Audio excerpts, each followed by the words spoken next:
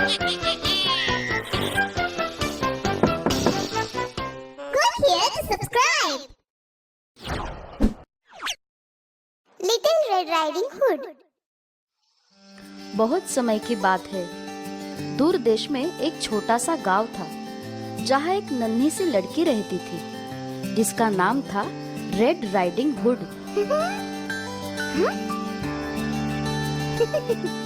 उसके पिछले जन्मदिन पर उसकी दादी माँ ने उसे एक लाल रंग का कंटोप उपहार में दिया था।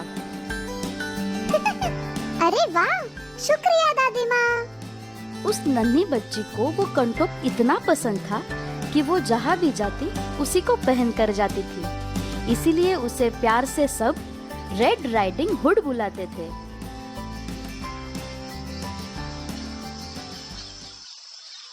एक दिन उनको दादी माँ के बीमार होने की खबर मिली। तुरंत ही उसकी माँ ने दादी माँ के लिए चिकन सूप और रोटी बनाई। उसे एक टोकरी में डालकर वो टोकरी माँ ने रेड राइडिंग हुड को दी और उससे कहा, याद रखना रेड, जंगल से गुजरते वक्त सीधे रास्ते पर चलते रहना। कोई अजनबी मिले तो उससे बात मत करना। हाँ माँ, मैं सीधे दादी माँ के घर ही जाऊंगी। Bye bye. प्यारी सी धुन गुनगुनाते हुए नन्ही रेड राइडिंग हुड जंगल के रास्ते जा रही थी।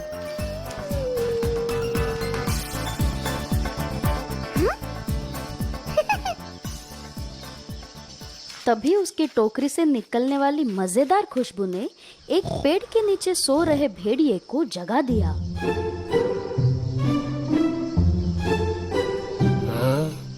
एक नन्हा शिकार, लेकिन ये जा का रहा है।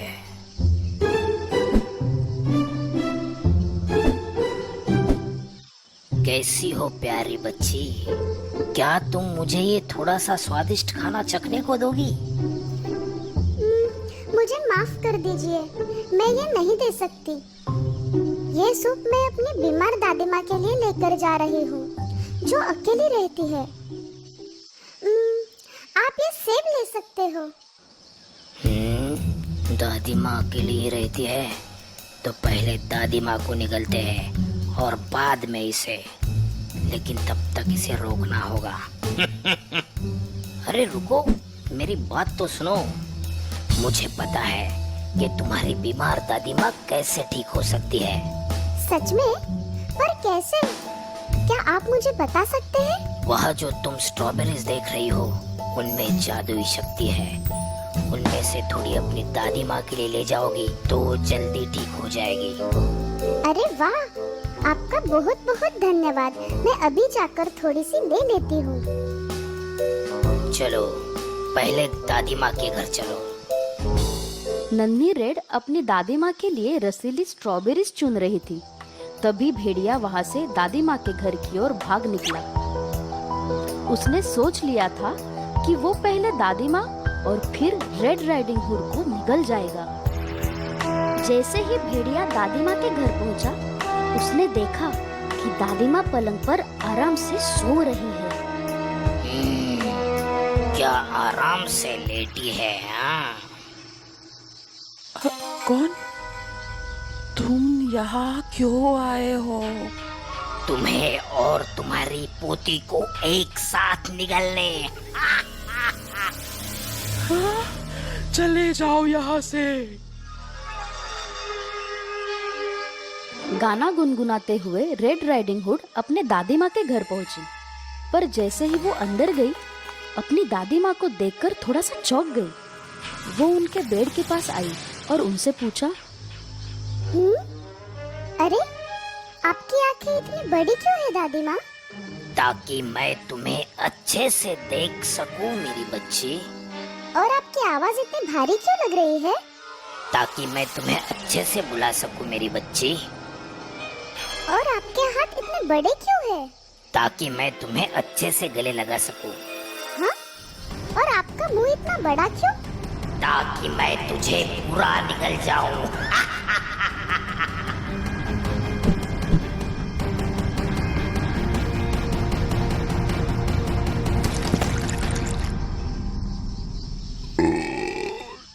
नन्ही रेड राइडिंग हुड और दादी माँ को निगलने के बाद दुष्ट भेड़िया दादी माँ के बेड पर आराम से सो गया और जोर जोर से खर्राटे मारने लगा।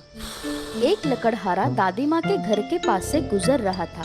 तभी वो घर से आने वाली अजीब खर्राटों की आवाज सुनकर रुक गया। उसे समझ आ गया था कि कुछ तो गड़बड़ है और वो तुरंत ही दादी माँ के घर के अंदर चला गया।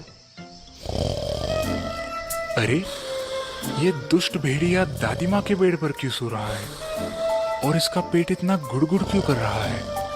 अरे नहीं, इसने कहीं दादी माँ को तो नहीं निगल लिया। अब इस दुष्ट भेड़िए को एक अच्छा सबक सिखाता हूँ। लकड़हारे ने भेड़िए का पेट चीरकर दादी माँ और रेड राइडिंग हुड को सही सलामत बाहर निकाल दिया। लकड़हारे ने उसके पेट में एक बड़ा सा पत्थर डाल दिया और दादी माँ ने उसका पेट सी दिया। ओ दादी माँ, मैं कितना घबरा गई थी। इस दुष्ट भेड़िए ने आपको कोई नुकसान तो नहीं पहुंचाया ना? मेरी प्यारी बच्ची, मैं ठीक हूँ और तुम्हें देखकर मुझे बहुत खुशी हुई। तुम्हारा बहुत बहुत धन्यवाद। इसके बाद तीनों चुपचाप छिप गए और भेड़िए के बाहर आने का इंतजार करने लगे। भेड़िया अपनी नींद पूरी करके उठ गया। उठने के बाद उसे बहुत ज्यादा प्यास लगी हुई थी। अरे मेरा पेट इतना भारी क्यों लग रहा है? पत्थर का भार भेड़िया ज्यादा देर तक सहन नहीं कर पाया और फिसलकर नदी में जा गिरा और डूब गया। बाय बाय दुष्ट भेड़िए। नन्ही रेड राइडिंग हुड ने अपने दादी माँ से ये वादा किया कि वो कभी भी किसी अजनबी से बात नहीं करेगी। उसने लकड़हारे का भी शुक्रिया अदा किया और फिर उन तीनों ने हंसी खुशी एक साथ पूरा दिन गुजारा और मजे से साथ बैठकर चॉकलेट केक खाया। मुझे और दादी माँ को बचाने के लिए धन्यवाद।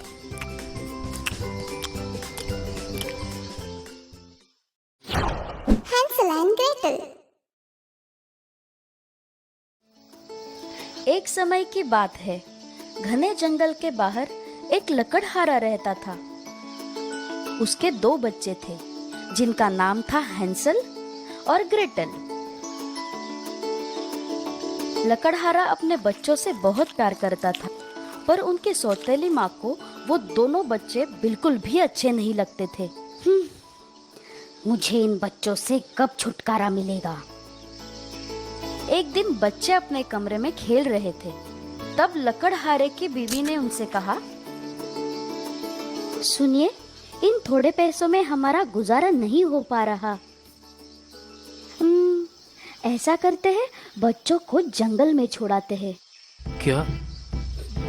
जंगल?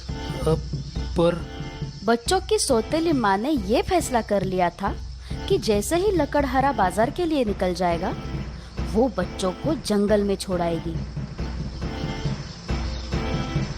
हैंसल अपने सौतेली माँ के शब्द सुनकर दुखी हो जाता है, पर जल्द ही उसे एक तरकीब सूझती है।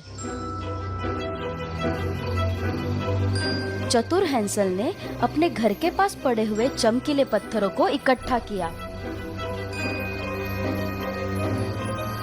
इन चमकीले पत्थरों की मदद से हम अपने घर वापस आ सकते हैं। जैसे ही दूसरे दिन लकड़हारा बाजार के लिए निकल पड़ा, सौतेली माँ दोनों बच्चों को लेकर जंगल के लिए निकल जाती है। घने जंगल से चलते चलते हैंसल चमकीले पत्थर जमीन पर गिराता रहता है।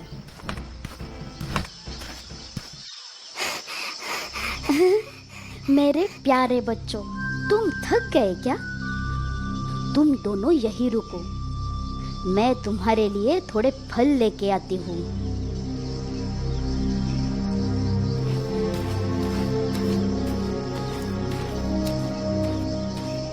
पूरा दिन बीत गया, पर बच्चों की सौतेली माँ वापस नहीं आई। मुझे बहुत डर लग रहा है। घबराओ मत, हम चमकीले पत्थरों के सहारे जरूर घर पहुंच जाएंगे। दोनों बच्चे घबराए हुए रास्ते से चल पड़े, पर चमकीले पत्थरों ने उन्हें सही सलामत घर पहुंचा दिया।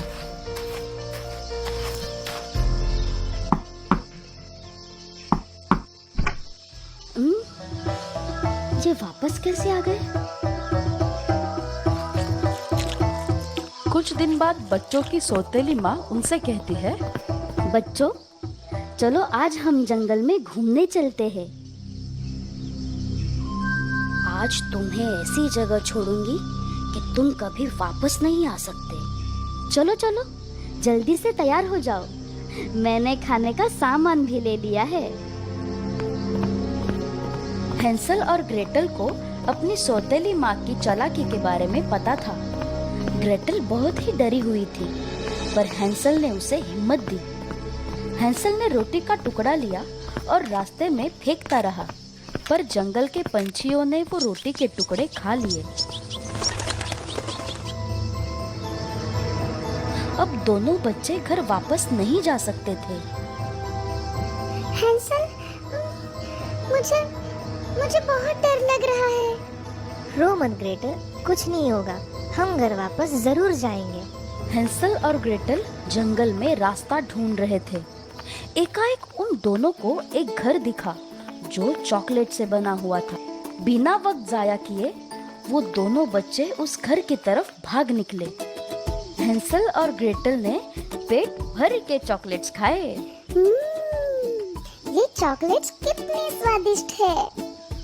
हैंसल और ग्रेटल चॉकलेट्स खाने में मग्न थे। वो दोनों बच्चे खतरे से अनजान थे। चॉकलेट के घर का दरवाजा खुला और एक बूढ़ी औरत बाहर आई।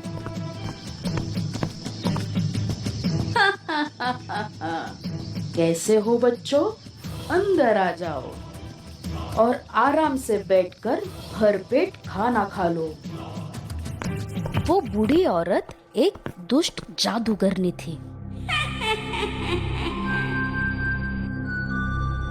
दोनों बच्चे उस घर में कैद हो गए थे और उनके समझ में नहीं आ रहा था कि क्या करें। अब मैं तुम्हें कैद करके रखूंगी और फिर बाद में खा जाऊंगी। और तुम नन्ही लड़की, मेरे घर की साफ सफाई करना शुरू कर दो जल्दी।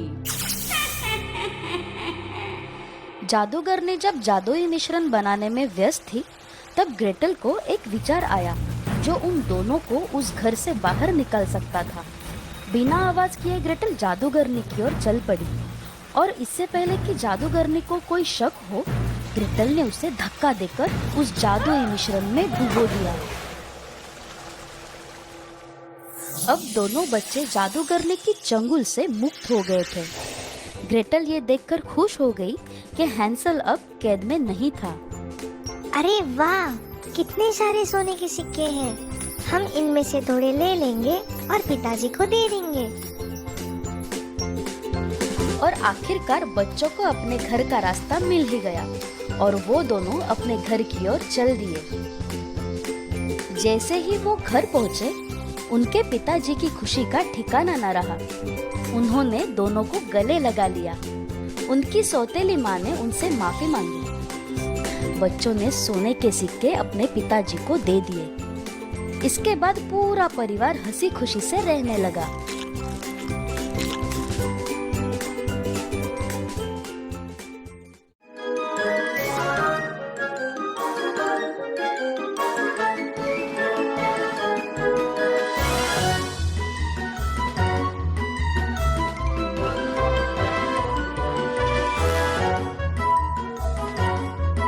रपुंज़ल की कहानी। बहुत समय पहले की बात है। एक आदमी अपनी प्यारी सी बीवी के साथ हंसी खुशी रहता था। बहुत जल्द उनके घर में एक नन्हा मेहमान आने वाला था। उनके घर के सामने एक बड़ी हवेली थी। उस हवेली के सामने रपुंज़ल के पौधे लगे हुए थे, पर वो हवेली जादूगरनी गॉथल की थी। नहीं,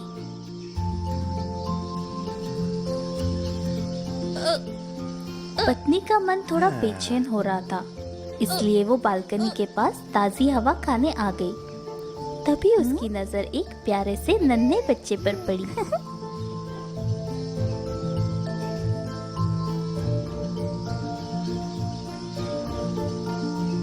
देखिए, वो बच्चा कितना प्यारा है।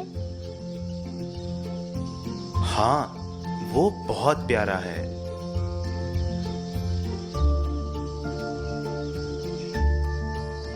खेलते हुए बच्चों को देखते देखते पत्नी की नजर रपंजल के पत्तों पर पड़ी।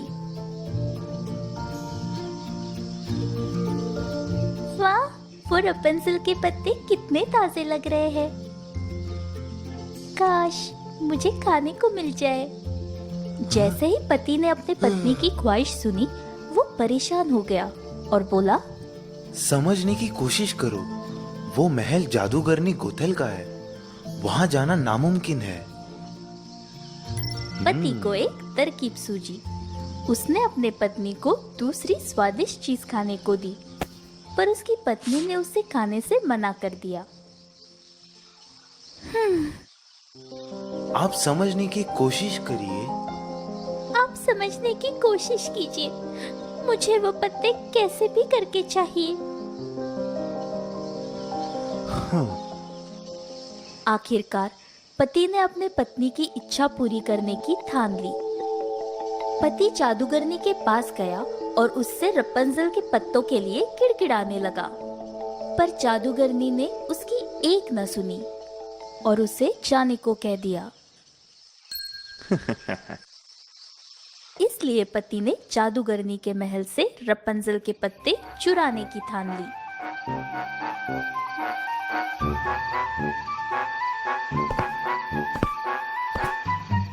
आधी रात को पति उस जादूगरनी के महल में चुपके से गया और वहां से कुछ रपंजल के पत्ते चुरा लिए।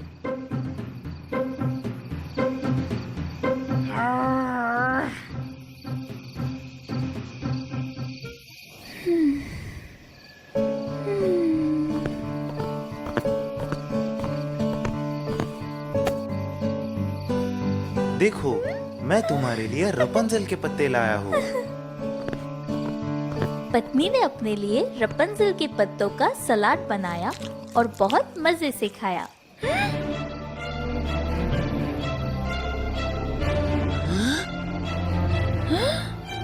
तुम्हारी हिम्मत कैसे हुई पत्ते चुराने की?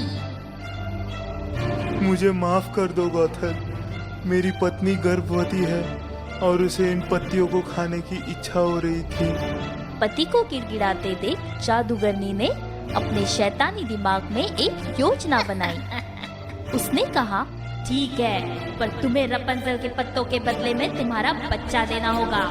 नहीं, मैं ये नहीं कर सकता।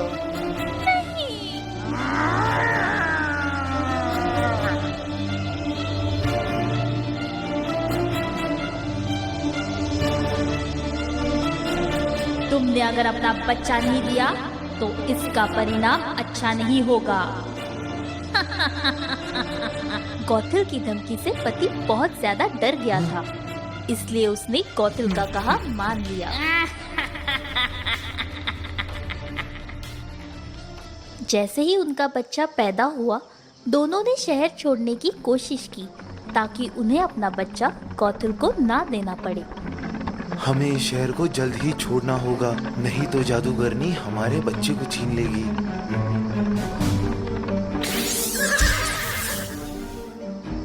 नहीं, ऐसा मत करो। गोथल बच्चे को ध्यान से देखकर उसका नाम रखने का सोचती है। तुम्हें मैं रपंजल के नाम से पुकारूंगी, जिन पत्तियों की लालसा तुम्हारी माँ को थी। गोथल बच्चे की बहुत ही अच्छी तरीके से परवरिश करने लगी। बहुत साल बीत चुके थे। अब रपंजल गोथल की निगरानी में पल रही थी। उसके बाल घने, लंबे और सुनहरे हो गए थे।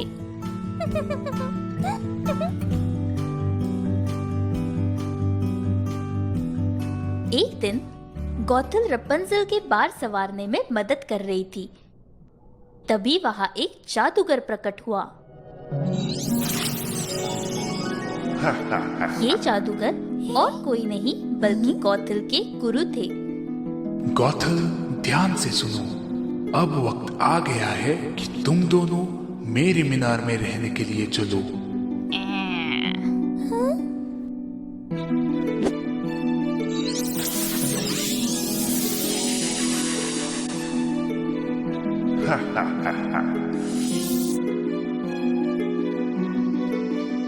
जादूगर अपने जादू से रपंजल और गौथल को एक ऊंची सी मीनार में ले गया।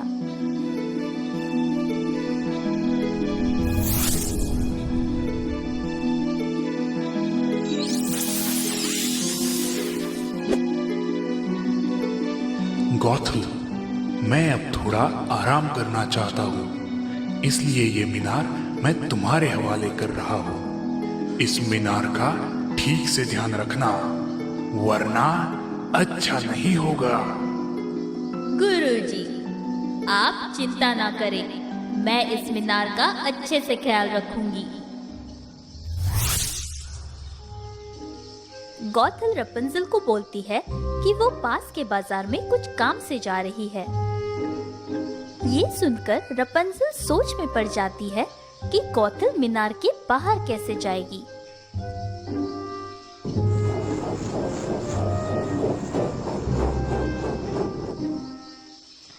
रपंजल, मैं जैसे ही वापस लौटूंगी मैं तुम्हें नीचे से आवाज दूंगी। रपंजल रपंजल, अपने बालों को नीचे छोड़ो। और तुम अपने घने लंबे बाल छोड़ देना। ठीक है।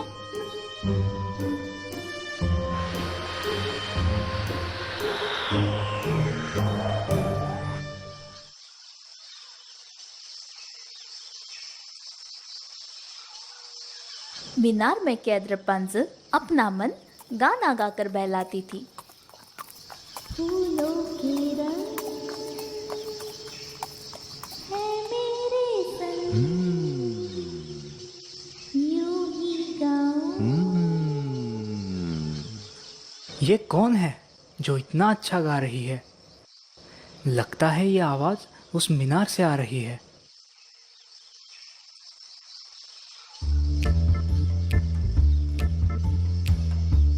जब राजकुमार पेड़ के पीछे छिपकर गाना सुन रहा था, तभी उसने देखा कि गौथल मीनार के पास आती है और जोर से आवाज देती है, रपंजल रपंजल, अपने बालों को नीचे छोड़ो।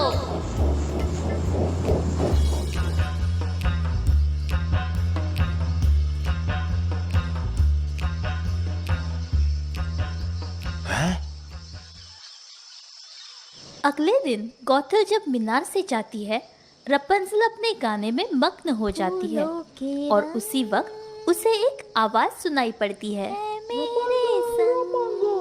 अपने बालों को नीचे छोड़ो। जैसे ही रपंजल ने अपने बाल नीचे की तरफ छोड़े, राजकुमार उन बालों के सहारे उस ऊंची मीनार पर चढ़ गया।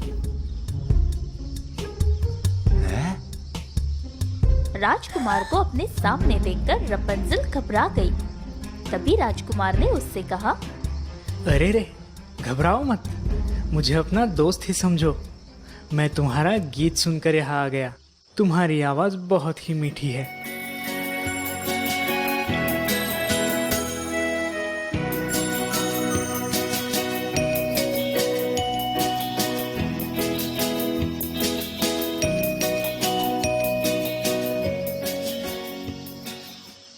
सुनिए, आप इस रहस्यमय मीनार में क्यों रहती है? ये मीनार एक जादूगर की है, जिसकी देखभाल के लिए गौथल को रखा है। उसने गौथल को धमकी भी दी है कि अगर मीनार को कोई भी नुकसान हुआ तो अच्छा नहीं होगा। मेरी माँ गौथल नहीं है, उसने मुझे मेरी माँ से छीन लिया था और उसने मेरी और मेरे बालों की अच्छी देखभाल की। देखभाल की? और तुम्हें तुम्हारी माता पिता से छीन लिया था? हाँ, ताकि वो मेरे बालों के सहारे इस मीनार में आ जा सके, और इसलिए उसने मुझे यहाँ कैद कर रखा है। मैं तुमसे वादा करता हूँ, मैं तुम्हें यहाँ से बाहर जरूर निकाल के ले जाऊंगा। रपंजल को वादा करके राजकुमार मीनार से निकल जाता है, पर वो दोनों इस बात से अनजान थे कि गौथल ने उन्हें देख लिया है।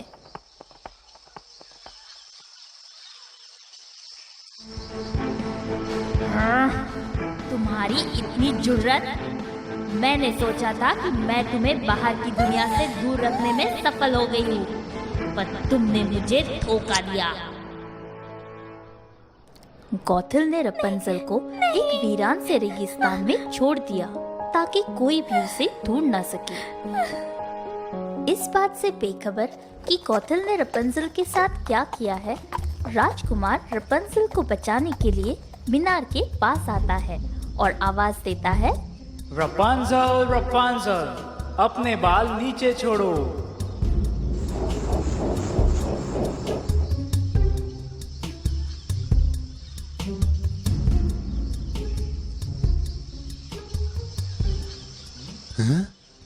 जैसे ही राजकुमार ऊपर चढ़ के जाता है, वो गौथल को देखकर हैरान हो जाता है।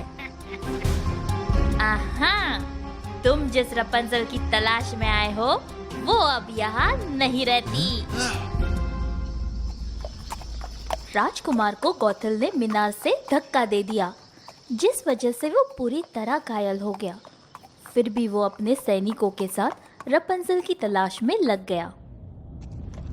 रपंजल की खोज करते करते जब वो रेगिस्तान के पास से गुजर रहे थे, तभी राजकुमार को रपंजल का गाना सुनाई दिया, जिसे वो अक्सर गाती थी।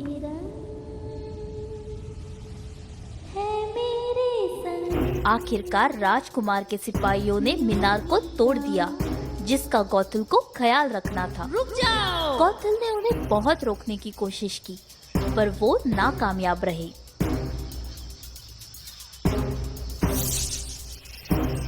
गौथल के गुरु वहां आ पहुंचे और जब उन्होंने अपने मीनार की ऐसी दुर्दशा देखी, वो गुस्से से लाल हो गए।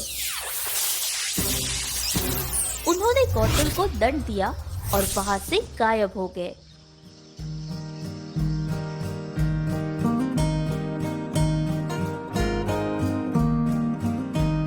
राजकुमार ने रपंजल को उसके माता पिता से मिला दिया और इसके बाद सब एक साथ खुशी खुशी रहने लगे।